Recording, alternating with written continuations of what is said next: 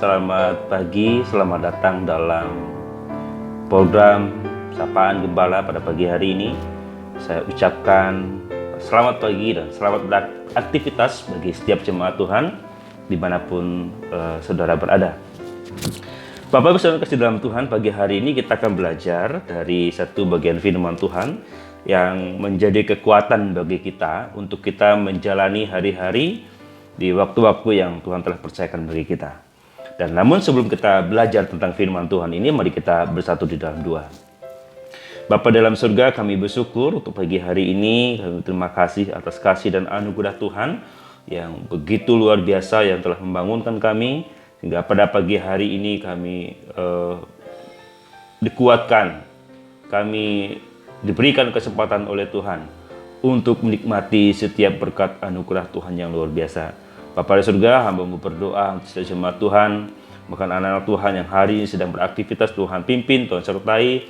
Biarlah apapun yang mereka kerjakan pada hari ini, kiranya Tuhan senantiasa memberkati mereka. Dan berkat-berkat yang mereka terima hanya berkat yang daripada Tuhan saja, sehingga mereka dapat mengerti, dapat memahami lebih dalam lagi akan kasih dan lawatan Tuhan di dalam kehidupan mereka.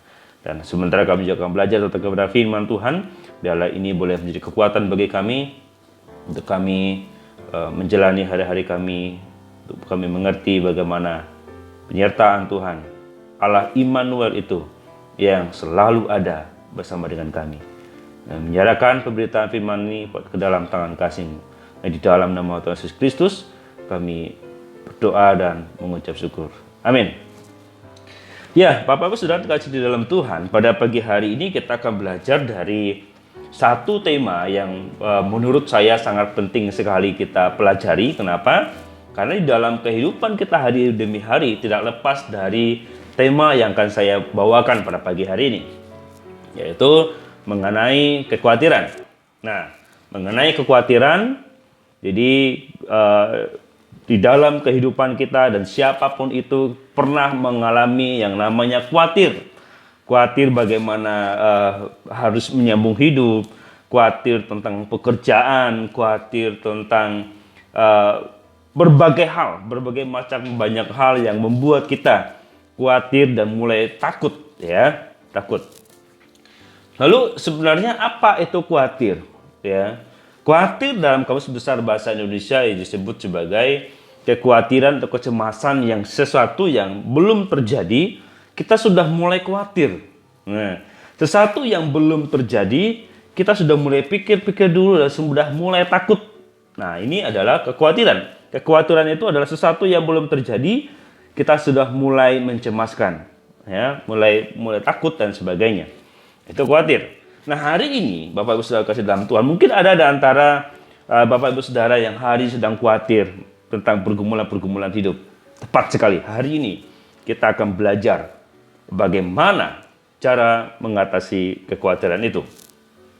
Lalu ada dua alasan, Bapak Ibu Saudara kasih dalam Tuhan, ada dua alasan mengapa orang Kristen atau orang percaya itu tidak perlu khawatir. Ya, ada dua macam. Yang pertama, Bapak Saudara, kita langsung masuk saja. Yang pertama adalah kita tidak perlu khawatir. Karena apa? Karena kita adalah anak-anak Tuhan. Ya, kita adalah anak-anak Tuhan. Di mana ayatnya dan bagaimana kita bisa mempercayai bahwa kita adalah anak Tuhan? Kita lihat dulu perikopnya. Dan jaminan yang Tuhan berikan kepada kita adalah jaminan yang pasti. Kita buka dulu di dalam Injil Matius pasal yang ke-6 ayat yang ke-25 sampai yang ke-34, ya. Tapi karena ayat ini begitu panjang, saya akan membacakan satu ayat firman Tuhan saja yang menjadi referensi kita pada pagi hari ini. Dan Bapak Ibu Saudara dapat membaca firman Tuhan ini di rumah dan dapat merenungkan kembali bagaimana dan apa yang dikatakan oleh firman Tuhan di sana mengenai kekhawatiran. Kita akan melihat di ayat ke-25. Karena itu aku berkata kepadamu, janganlah khawatir akan hidupmu, akan apa yang hendak kamu makan atau minum, dan janganlah khawatir pula akan tubuhmu, akan apa yang hendak kamu pakai. Bukankah hidup itu lebih penting daripada makanan? Dan tubuh itu lebih penting daripada pakaian. Ini adalah perkataan Tuhan sendiri. Perkataan ini menyambung dari ayat yang ke-19 sampai yang ke-24, saudara. Jadi ayat ini kesinambungan dari di ayat 19 itu, di pasal yang sama.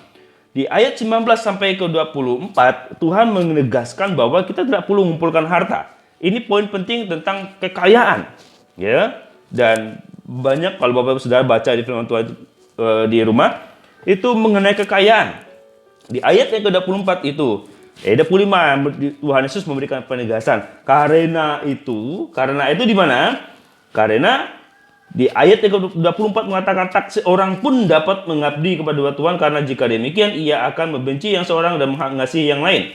Jadi dalam hal itu semua Tuhan ingin menegaskan kepada para pembacanya, termasuk kita pada hari ini, bahwa karena itu, ya, aku berkata kepadamu, Tuhan Yesus berkata kepada kita, janganlah kamu khawatir. Ya, janganlah kamu khawatir. Mengapa? Karena ini adalah perkataan Tuhan sendiri, ditegaskan oleh Tuhan sendiri mengenai orang-orang yang percaya kepada Tuhan. Dan saya yakin Bapak Ibu Saudara yang menonton video saya ini adalah orang-orang yang telah percaya kepada Tuhan. Sehingga poin pertama yang akan kita bahas adalah mengapa kita, atau alasan mengapa kita tidak perlu khawatir. Karena kita disebut sebagai anak-anak Allah, sebagai anak-anak Tuhan. Dan bahkan kita diciptakan menurut gambar dan rupa Tuhan. Ya, kita bukan hanya diciptakan sebagai segambar dan serupa dengan Tuhan di dalam Kejadian pasal 1:26 itu, namun kita juga disebut sebagai anak-anak Tuhan. Di mana ayatnya? Ada ayatnya. Kita akan buka di ayat di 1 Yohanes pasal yang ketiga. Ayat yang ke-1 dikatakan demikian, lihatlah betapa besarnya kasih yang dikaruniakan Bapa kepada kita, sehingga kita disebut anak-anak Allah. Karena itu, dunia tidak mengenal kita, sebab dunia tidak mengenal Dia. Poin pertama, mengapa kita perlu khawatir? Tidak perlu khawatir adalah karena kita adalah anak-anak Tuhan. Ya, karena kita adalah anak-anak Allah dan diciptakan menurut gambar dan rupa Allah. Tuhan Yesus juga mengajak para pendengarnya, kepada kita semua maksudnya, bahwa kita tidak perlu khawatir. Kalau kita sudah disebut sebagai anak, bahkan kita diberikan informasi oleh Alkitab bahwa kita ini diciptakan menurut gambar rupa Allah. Ya, ada hubungan yang erat antara manusia dengan Tuhan. Dan bukan hanya itu, kita juga disebut sebagai anak Tuhan. Jadi kalau kita sebagai anak dan kita punya Bapa, mengapa perlu khawatir? Kalau Bapak Saudara punya orang tua di rumah atau anak-anak kecil, ya, lihatlah mereka begitu senang bermain dan mereka tidak khawatir bagaimana harus makan, bagaimana harus minum. Karena dia tahu dia punya Bapa yang akan memenuhi segala kebutuhan dia. Dia punya orang tua yang bertanggung jawab untuk memenuhi segala kebutuhan-kebutuhan yang dimilikinya. Demikian juga dengan kita. Kita punya Bapa yang adalah yang punya segala-galanya.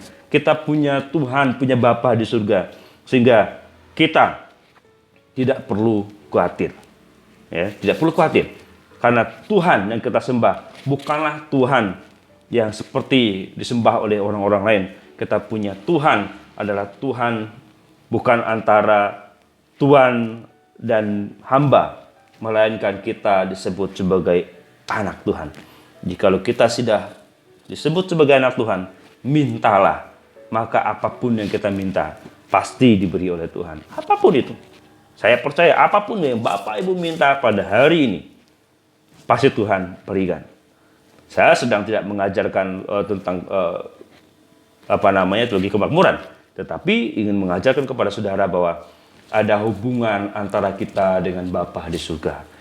Kalau Bapa di surga, kalau Tuhan kita di surga kita sebut sebagai Bapa dan kita adalah anak, yakinlah ada hubungan yang erat yang tidak dapat dipisahkan oleh siapapun juga.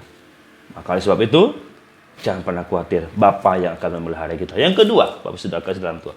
Yang kedua, alasan yang kedua, mengapa kita tidak perlu khawatir. Yang kedua adalah Kita memiliki Allah yang penuh kasih dan memperhatikan anak-anaknya, dan dia tahu apa yang kita perlukan. Ya.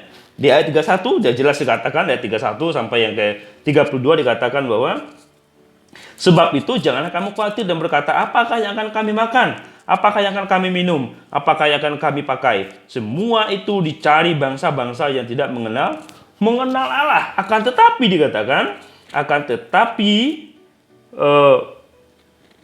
Bapamu yang di surga tahu bahwa kamu memerlukan semuanya itu. Kita, poin yang kedua ini Bapak Saudara, kita tidak perlu khawatir. Alasan kita tidak perlu khawatir adalah karena kita memiliki Allah yang penuh kasih. Allah yang memperhatikan anak-anaknya, dan dia tahu apa yang kita butuhkan. Bagian pertama saya katakan tadi, Tuhan akan memberikan apapun yang kamu minta, asalkan itu menjadi keperluanmu. Asalkan itu adalah sesuatu yang menurut Tuhan itu penting untuk kamu terima. Tuhan tidak akan mengulur-ngulurkan waktu untuk menolong kita, saudara-saudara. Kalau kita disebut sebagai anak Tuhan, dan Tuhan adalah Bapa kita, lalu ketika kita minta sesuatu kepada Tuhan akan beri, tapi sesuai dengan keperluan kita, sesuai dengan apa yang kita butuhkan. Dalam situasi yang sulit, dalam pergumulan yang begitu berat, dan saya kasih contoh lah, mungkin ada di antara Bapak Ibu Saudara yang hari ini yang sedang menyaksikan video saya, ada di antara Bapak Ibu Saudara yang mungkin kekurangan makanan atau kekurangan beras misalnya, ya. Dan memang berasnya sepertinya habis hari ini dan sudah tidak ada lagi untuk makan nanti malam, untuk makan besok sudah tidak ada lagi, uang sudah tidak punya, dan beras sudah habis. Lalu kita mulai khawatir. Ingatlah, jikalau kita meminta kepada Bapa dengan penuh iman, dengan sungguh-sungguh, dan yakin bahwa kita adalah anak Tuhan dan kita minta, Tuhan akan beri. Poin yang kedua ini menjawab, Allah yang penuh kasih itu, dia akan memperhatikan dan memenuhi segala keperluanmu. Dan hari ini yang sedang bergumul tentang sembako, tentang kebutuhan hidup, dan tentang pergumulan-pergumulan hidup yang berat, tentang pekerjaan, tentang usaha, yakinlah, kalau itu memang jadi keperluan kita, kalau itu memang menjadi hal yang mendesak bagi kita, yang harus kita pakai, saya percaya, 1 detik pun Tuhan tidak akan pernah meninggalkan. 1 detik pun Tuhan tidak akan pernah membiarkan. Dan dia hari itu juga akan menjawab doa-doa saudara. Mengapa? Karena dia tahu itu yang kita butuhkan, itu yang kita perlukan. Dan Tuhan itu begitu konsisten, dan Tuhan itu begitu memperhatikan. Dia tidak sembarangan. Sama seperti orang tua kita ketika kita punya anak masih kecil, yang usia mungkin 5 tahun, lalu dia minta sepeda motor, atau mungkin dia minta jalan-jalan sendiri kemana, dan kita tidak akan membiarkan dia, karena kita tahu bahwa waktunya itu belum cukup, bahwa usianya belum cukup. Atau mungkin ada kita sedang meminta sesuatu kepada Tuhan, aku sudah punya motor tapi aku pengen punya mobil. Lalu Tuhan juga tahu, oh kamu bisanya punya sepeda motor karena kebutuhan kamu, income kamu hanya cukup untuk beli bensin. Nanti setelah kamu sudah cukup mapan dan besar, saya akan kasih kendaraan lebih besar. Maksudnya apa? Ini bukan berkaitan dengan materi. Saya ingin mengajarkan bukan tentang satu materi, ini sebagai contoh saja. Ya, sebagai contoh saja. Yang saya maksudkan adalah kita punya Bapa di surga. Dan apapun yang kita minta, Tuhan yang penuh kasih itu pasti akan memberikan seturut dengan keperluan kita. Tuhan tidak akan memberikan jikalau memang itu bukan keperluan kita. Karena Tuhan lebih tahu apa yang menjadi kepentingan untuk kita.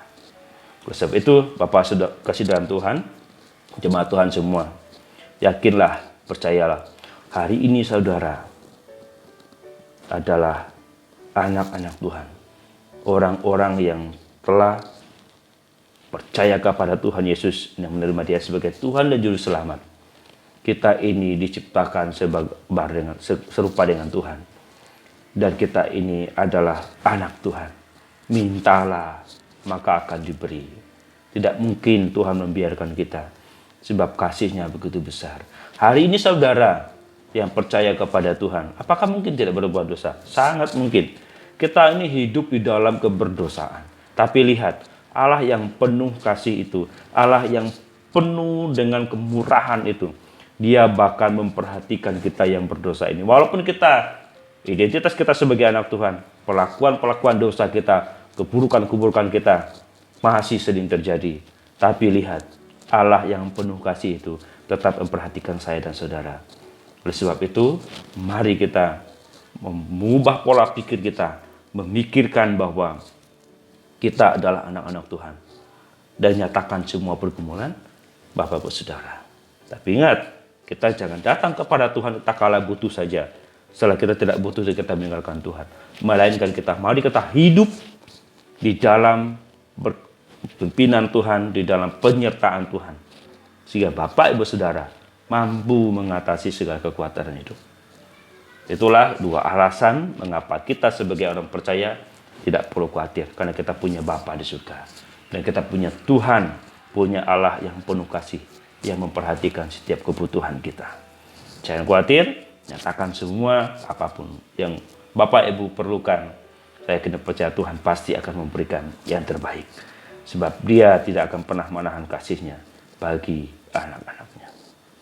Amin. Untuk firman Tuhan pagi hari ini, firman Tuhan yang begitu singkat, yang begitu sederhana ini, yang saya juga terbatas dalam mengungkapkannya, tapi biarlah firman Tuhan yang dengar pada pagi hari ini dapat dimengerti, dipahami oleh setiap jemaat Tuhan, ditanam dalam hati, lalu dilakukan. Percayalah, Allah Immanuel, Allah menyertai kita sampai kesudahan. Mari kita berdoa. Bapa di surga, kami telah belajar tentang kebenaran firman Tuhan. Biarlah firman ini yang begitu singkat ini, Tuhan meteraikan dalam hati setiap jemaat Tuhan. Tuhan berikan pengertian, pembaharui, biar setiap jemaat Tuhan dapat mengerti lebih dalam akan kasih-Mu yang besar.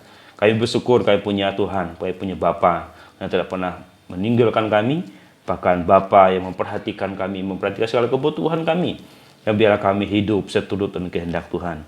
Mampukan kami ya Bapa, kami yang penuh dengan segala pelanggaran dosa ini, tapi biarlah kami memberikan diri kami untuk mengubah setiap perilaku kami, sehingga kami mencerminkan sikap-sikap Kristus, dan kami memuliakan nama Tuhan. Bukan hanya Tuhan saja yang memberikan kebutuhan kepada kami, perhatikan kami, tapi kami juga memperhatikan dan memberikan hidup kami sepenuhnya untuk Tuhan. Berkati sejamaah Tuhan yang hari sedang bekerja, dan pekerjaan mereka Tuhan berkati. Yang hari ini sedang bergumul tentang pekerjaan, bergumul tentang permasalahan-permasalahan, tentang keuangan dan sebagainya. Tuhan yang adalah sumber dari segala-segalanya. Biarlah Tuhan, Engkau yang menolong mereka. Engkau yang mencukupkan segala kebutuhan mereka. Dan pujilah Engkau Bapa di surga, dan kami sungguh bersyukur untuk kasih dan kemurahan-Mu bagi kami. Di dalam nama Tuhan Yesus Kristus kami berdoa dan mengucap syukur. Amin. Sekian dari saya, selamat pagi dan selamat beraktivitas. Tuhan Yesus memberkati kita semua. Shalom.